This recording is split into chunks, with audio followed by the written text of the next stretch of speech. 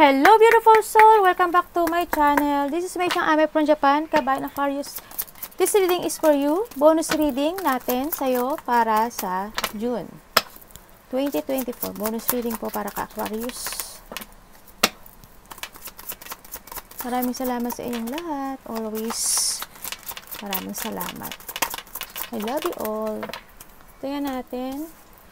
We have the man, the moon, and the coffin. And maaring magkakaroon ng mga pag-uusap, maaring husband mo, anak mo, o anong related sa nitong lalaki na to, no? Yan, maaring may mga tanong, question, pag-uusapan, yan, no? And then may moon, maaring may mga praise o emotion, o mag-iimahinasyon ka, or may mga inspiration ka, or maaring mga iisipin ka every night, no? Maaring problema, o maaring isipin mo itong tao na to, or iba pang situation, no? Sa nakita ko dito. We have the coffin, kumaga may magtatapos, o there's something lost. May lungkot, may sadness, maaring may magkasakit, o may taong may sakit, o may mga pagbabago mangyayari. O maaring may aayusin, no? Yung nakikita ko dito. Kung maaring may mga ilelet ko ka o iisipin every night, ganyan, to move on. Kumbaga, expect the unexpected change, no, sa nakita ko dito. Para po kay Aquarius, this June. To show me? Aquarius, this June. We have the man again. Nako, sino ba tong man na to? Okay, we have the man, maybe, yun nga, ulitin ko uli, maaring dealing or karelasyon mo with a man, yan, maaring anak mo, asawa mo, yan, maaring may mga pag-uusapan na very emotional sa pagbabago, no, sa nakita ko dito.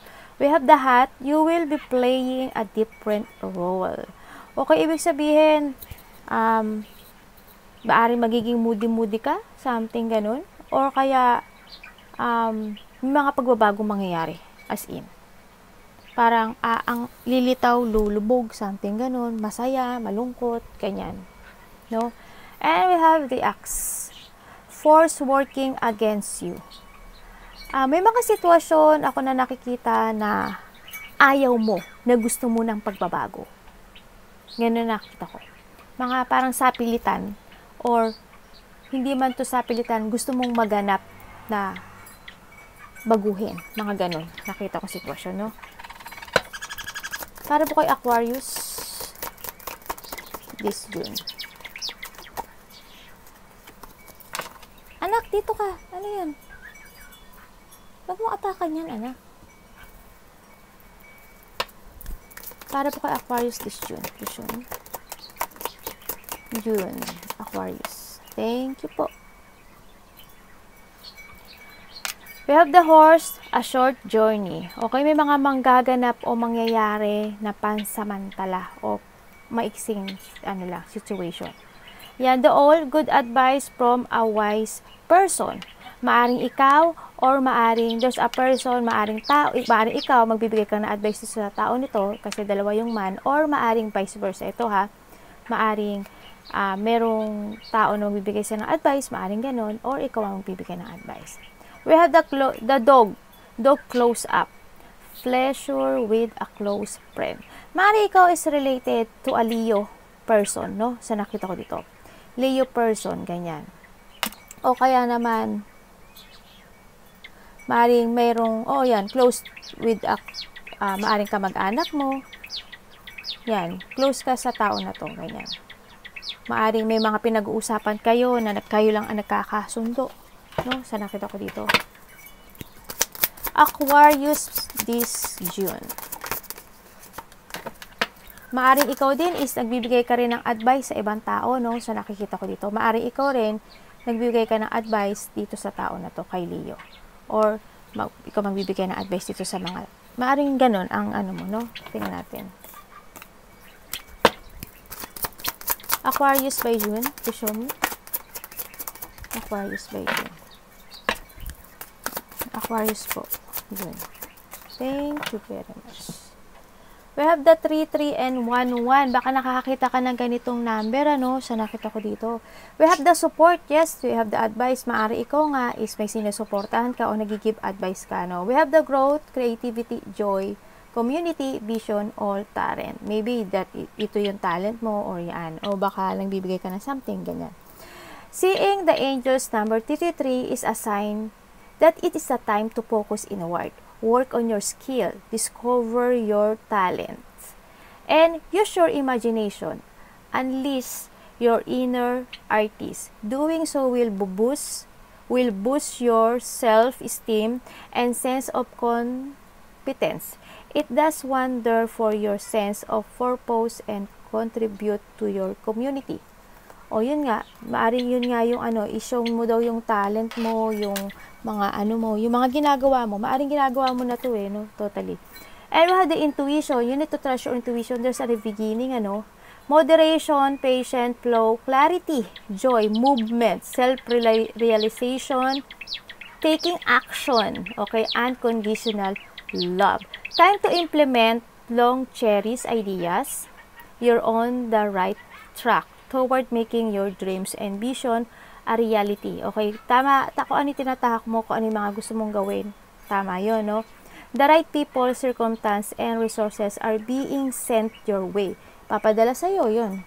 Yung mga tamang tao sa'yo. Aalisin ang mga maling tao na hindi dapat sa'yo, ipapadala sa'yo ang mga the right person na para sa'yo.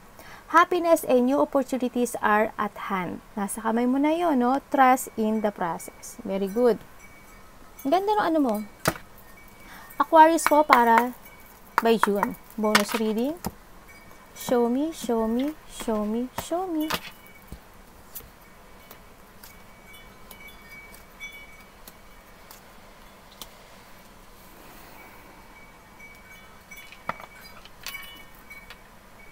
Nandito talaga yung pagiging advisor mo, no?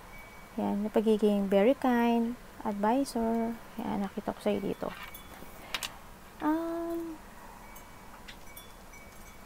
Sa nakikita ko sa dito, nagiging emotion ka, no? May mga gusto kang gawin na sitwasyon na gusto mong mga fulfillment o wish come true na gusto mong maganap sa buhay mo, no? Nakaroon ba ng third party dito?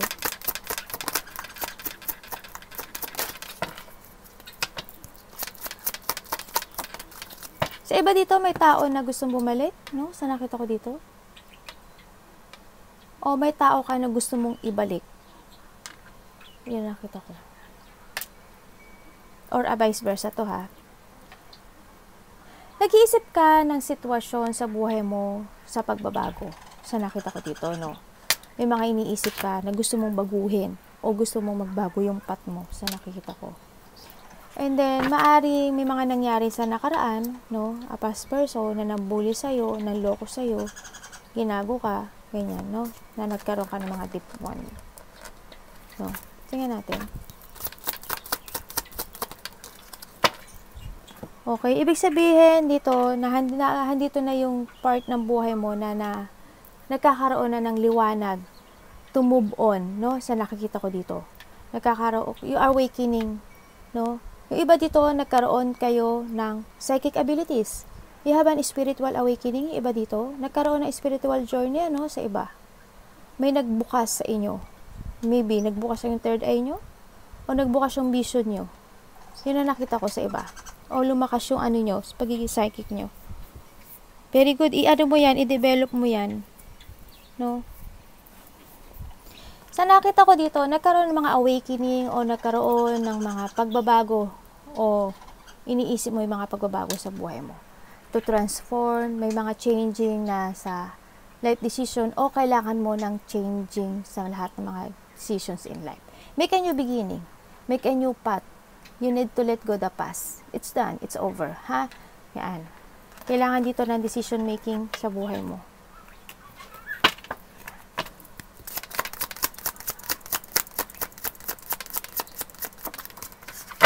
Trust your intuition, okay? Malakas ang intuition mo.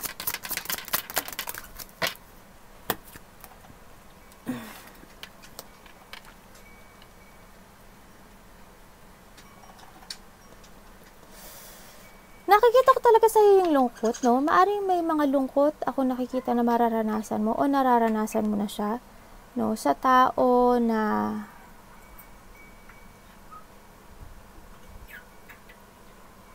malapit sa puso mo.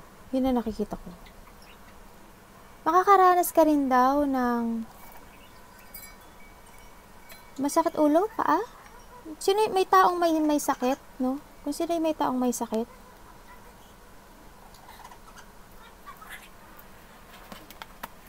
Ano pwede ko malaman dyan? Parang you feel rejected. Oo, patando, nalulungkot ka, parang feeling mo naiwan kang mag-isa. Parang ang dami mong problema, ang dami mong iniisip ba? Ang gulo ng isip mo no? Ang dami mong piniisip na problema, mga gulo, mga hindi pagkakaintindihan dito, sa nakikita ko dito. May biglaang pag-uusap, ako nakikita dito. No? May biglaang pag-uusap, may biglaang transformation. Maaari may makipag-usap sa'yo o may kakausapin ka na bibigyan mo ng advice and support. Sa nakita ko dito, naalagaan ng sarili, magpahinga, mag-recharge or something, wag malungkot, mga ganun. Pero magkakaroon kayo ng discussion no? Nito tao na to, or vice versa to sa nakita ko dito. Medyo magkakaroon ng hindi pagkakaintindihan dito sa sitwasyon to. Pero more on, ikaw, nakikita ko dito, you care, no? Dito sa sitwasyon na to.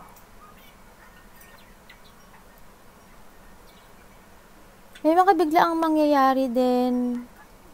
May mga, as in, ano kaya to? Tingnan ko. Biglaang mangyayari daw.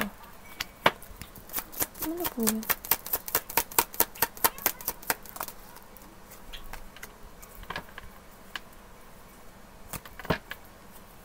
Para saan?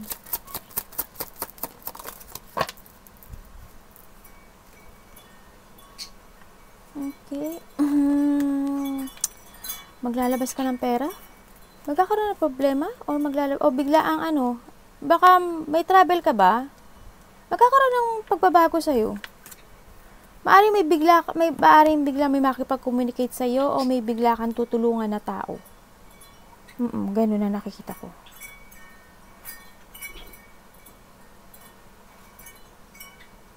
Sa nakita ko dito, yung iba dito, you chase your dreams, and you follow your heart. Sa nakita ko dito, kahit na mahirap, kahit na nag-iisa ka lang, na feeling mo mag-isa ka na walang tumutulong sa'yo sa lahat ng sitwasyon o problema na naranasan mo. Parang ikaw lang yung naiwan mag-isa, pero pilit kang lumalaban sa sitwasyon. Pilit ka nagpapakatatag para makuha mo lahat ng gusto mong makuha o wish mo, fulfillment, joy, and happiness sa buhay mo. Lumalaban ka. Laban ka lang, ha? Baka nananakit yung likod nyo, ha? Focus kayo sa health nyo. In the past, may nawala, Past person, may namatay ba?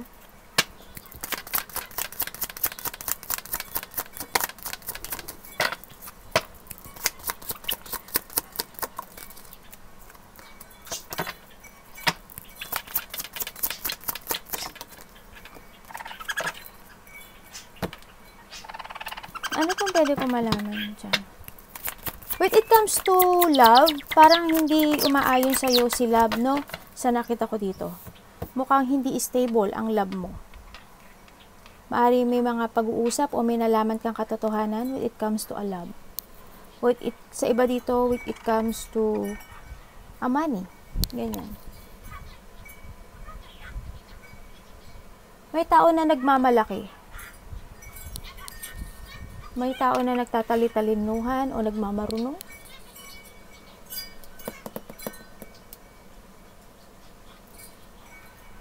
Teka lang. May tao na hindi stable Anak, dyan ka muna.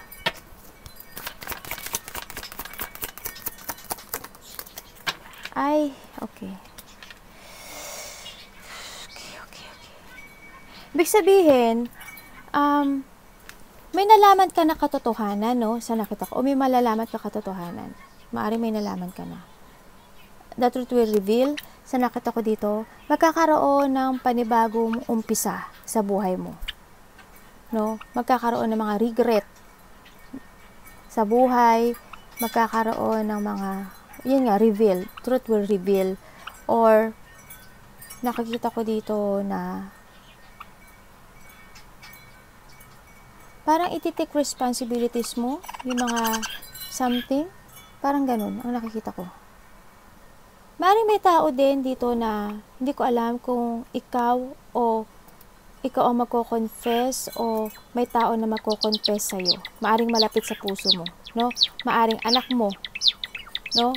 Maaring kasamahan mo sa trabaho o ka-business mo, ganyan, o ka-relasyon mo. Yan ang nakita ko. Malapit sa puso mo. O need nang kailangan mag-confess. Parang kailangan na, maaari ikaw kakausapin mo siya, ganun, or vice versa, na kailangan na mag-confess o kailangan ng, o maaari may malalaman kang katotohanan dito, o kaya, paglilinis, no? Ganyan, ang nakikita ko dito.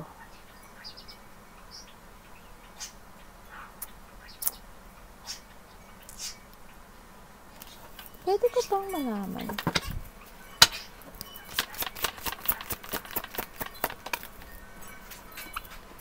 Oo, maaring ikaw magbibigay ka ng advice dito sa tao na to, ay nakikita ko.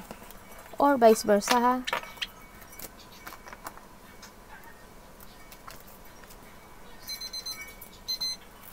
Anak, hindi. Tanda. Magkakaroon. Sandali, anak. You are moving on, ano?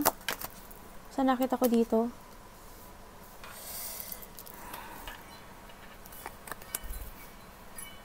Trust your intuition, ha? Kasi more on nagbukas naman yung ano mo. Psychic abilities mo. Sa nakita ko dito, magkakaroon ng forgiveness or magkakaroon ng forgiveness to move on. Maglalabas din ng pera. Ang iba, maglalabas ng pera sa nakikita ko dito. Hindi ko alam kung bakit kasi may papers ako nakikita. Document, papers, contract, something signing, something papel. Yan, may nakita akong gano'n. Tapos maglalabas ka daw ng pera. Hindi ko alam kung may tutulungan ka o may tao na very needy o may wini-wish, ganyan. Tapos basta may kontrata ako nakikita, no? Arigatou namaste, God bless.